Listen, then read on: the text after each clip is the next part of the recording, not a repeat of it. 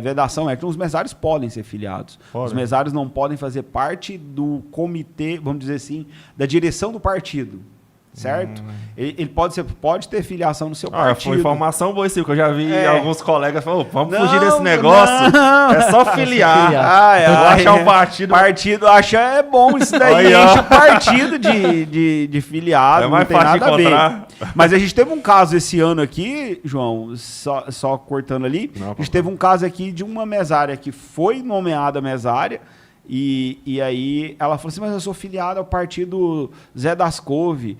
Eu falei, desculpa, mas os artigos 124 do Código Eleitoral tá nem aí se você é filiado ou não é. Mas não tem o negócio. Não, você não pode ser do diretório do partido. Adivinha. Ela virou. 10 dias depois, fui nomeada pro diretório do partido. Tudo para não ser mesário. Você imagina um trem desse? Mas esse negócio de mesário é um pouco... Tem algumas controvérsias por trás. Por que não existe o direito de falar não a esse serviço? Simples. Vou te dar a resposta completa. Quando você tem um vínculo com o país, você olha lá na Constituição, no artigo 12, a Constituição diz lá quem são os brasileiros. Então ela diz lá, artigo 12, quem são os brasileiros. Brasileiro nato. Aquele que nasceu no Brasil, por exemplo, é brasileiro nato. Ok. Cria um vínculo entre você e o país, certo? Vocês estão acompanhando agora, está acontecendo uma coisa chata lá no Oriente Médio, né? As turmas estão jogando as bombas nos outros, certo?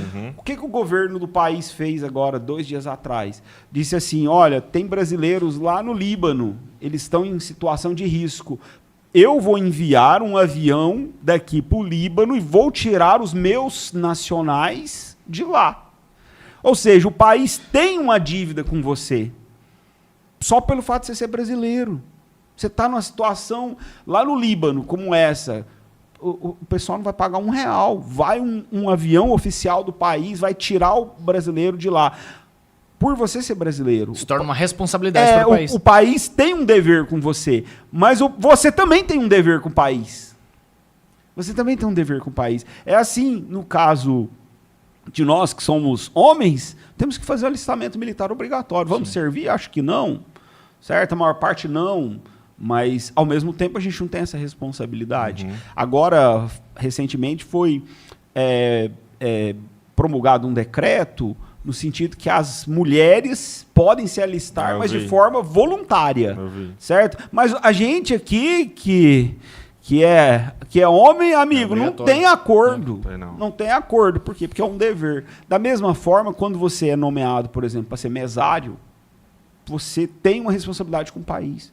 Quando você é, por exemplo, nomeado para fazer parte do júri popular... Eu ia te perguntar até sobre isso. Isso funcionava da mesma forma. É a mesma coisa, entendeu? Você tem um dever... Mas eu acho que essa vamos dizer assim, indignação ou não gostar, eu acho que tem a ver com, acho que certa parte com...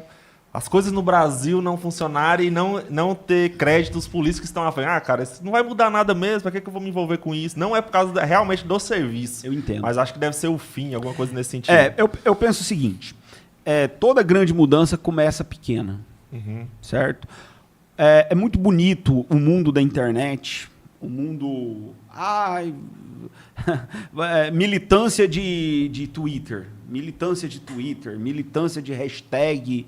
Ok, tudo certo. Muito lindo o mundo da internet. Só que se você quer realmente que as coisas mudem, as coisas não vão mudar de 100 milhões. As pessoas mudam pouco a pouco. Certo? As coisas mudam pouco a pouco.